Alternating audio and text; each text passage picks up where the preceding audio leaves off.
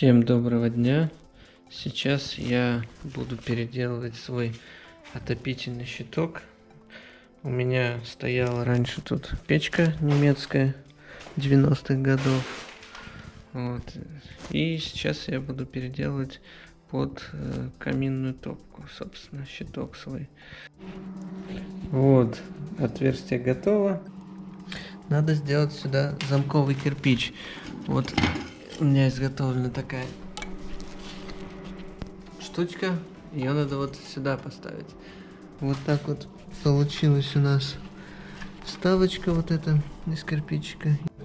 Так вот проложил вставочку и потихонечку кияночкой забиваю. Короче, подставка слишком высокая. Сейчас спилю где-нибудь вот столько. И надо будет приварить обратно это все дело. Чтобы у нас труба совпадала по высоте. Сейчас буду думать еще, как трубу уменьшить немного. Делаем все компактнее и в более уменьшенном виде. Подпилил вот тут дымохода соединение. Выиграл сантиметров, наверное, 5, 7, 8. Дальше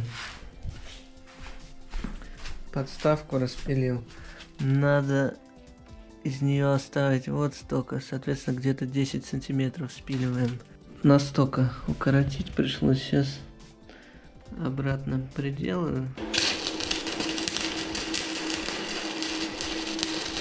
Аккуратненькие шовчики делаю. Так, вроде все нормально. Может, сейчас подкрашу, краску найду. Соединение ставлю на герметик специальный высокотемпературный. Еще, конечно, много работы, надо будет короб ему строить. Но тем не менее, вот, трубы еще полметра нарастил наверху над крышей.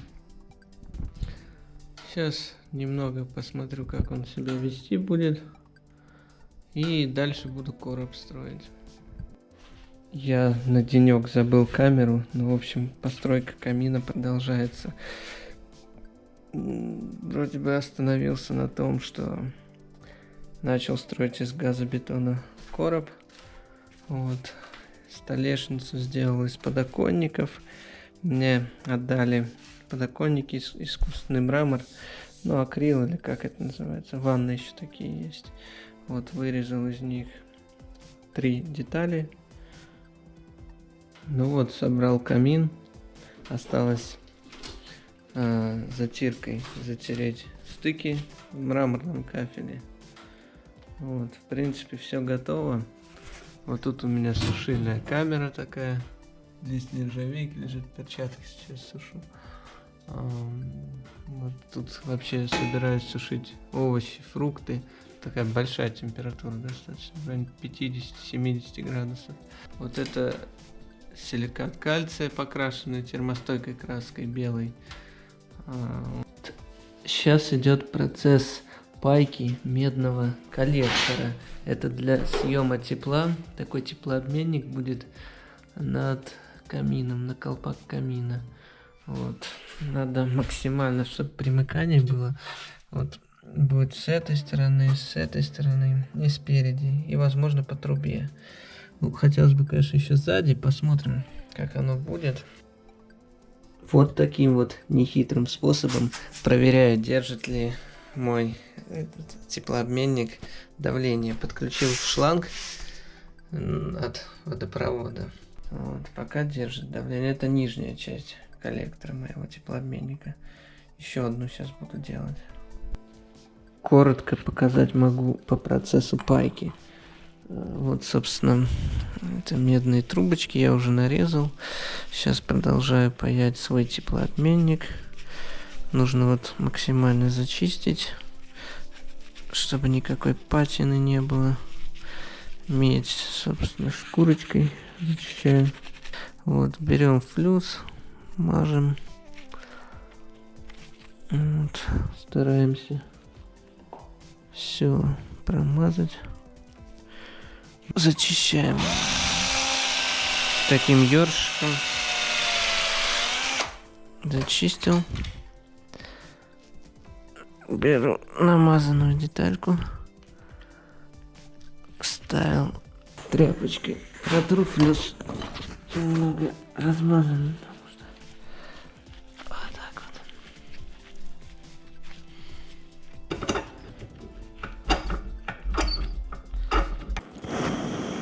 Ну, баллон не кончится скоро. Ну, надо разогреть.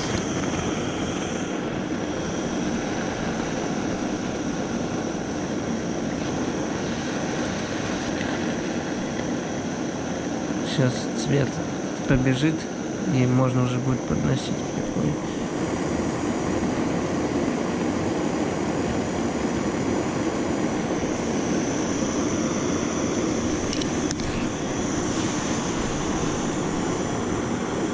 Нормально.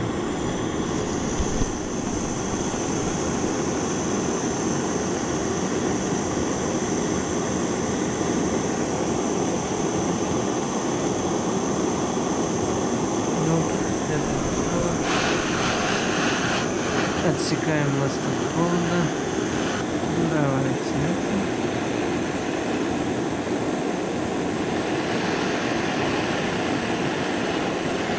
Готово. Так.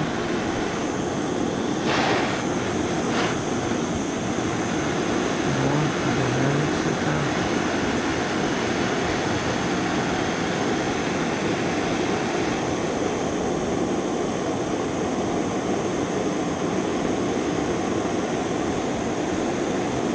Ну все, заполнено. Ждем, пока остынет, и примеряем дальше. Вот, собрал теплообменник. Уже поздняя ночь. Состоит из двух частей. Тут американка без резинок, которая вот, дорогая очень штука, но держит идеально она соединение. Вот тут радиатор еще один. Мне кажется, что придется еще добавить радиаторов. Они хорошо очень нагревают. Дошел к завершению этап строительства камина. Вот так выглядит камин. Вот. Про сушку я уже упоминал. Вот тут сушка для, возможно, одежды, овощей, фруктов. Вот. Сюда на полке можно какие-то противни класть. Здесь лист нержавейки. Тут решетка для воздуха. 70 градусов. 80. Ну, дует хорошо. Воздух засасывается снизу. Вот тут вот в камине засасывается воздух. Также вон тут засасывается над топкой. Вот.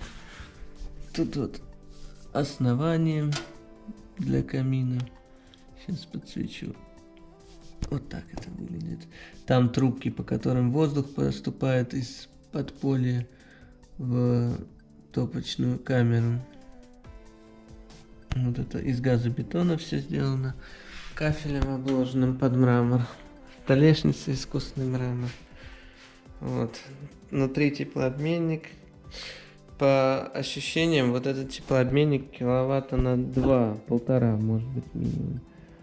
Потому что если сравнивать с тем, как Тене работает, то мне такое ощущение, что он получился киловатт на 2.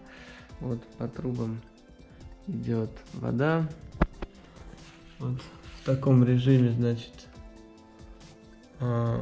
выход 26, приток 20, 21. 5 градусов он греет. И все это хозяйство идет на теплый пол во всем доме. Тут за час где-то в таком спокойном режиме работы камина теплый пол прогрелся. Ну, нормально он прогрелся. Вот что видно. Трубы отчетливо видны. Вот в коридоре 22 градуса. В ванной тоже все отчетливо видно. Вот коллектор.